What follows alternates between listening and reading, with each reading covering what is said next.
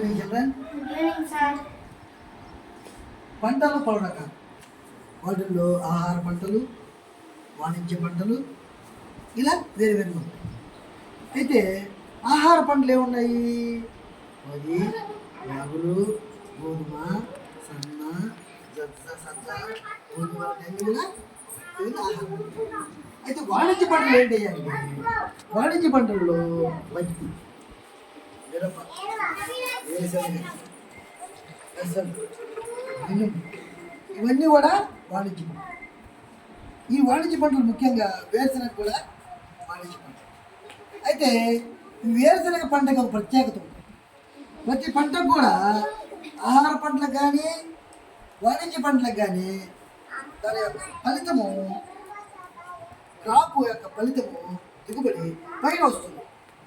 వరికి కానీ, గోధుమకు కానీ, పత్తికి కానీ, మామూలుగా సజ్జకు కానీ, జొన్నకు కానీ, రాగులకు కానీ పైన వస్తుంది. అదే పెసలు, మినుము ఇవన్నీ కూడా పైన. కానీ వేరుశనగ ప్రత్యేకత ఏంటంటే వేర్లలో కాయలు వస్తుంది.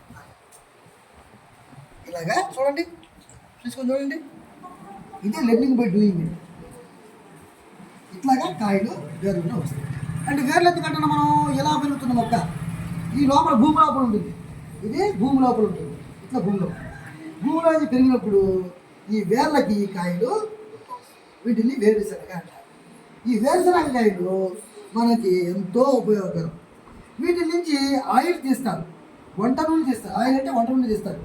ఈ వంట నూనె తీసిన ఈ వంట నూనెని మనం కూరల్లో, బిర్యానీలో, చేపల పులుసులో, అన్ని వంటల్లో వాడుకుంటాం.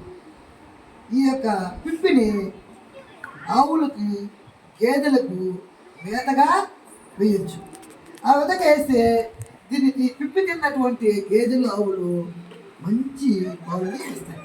ఆ పాలు మనకి ఎంతో పౌష్టికాహారాన్ని, సంపూర్ణ ఆహారాన్ని ఇస్తాయి. కాబట్టి ఈ వేరుశనగ యొక్క ప్రత్యేకత, వాణిజ్య పంట యొక్క ప్రత్యేకత అది తెలిసిందా?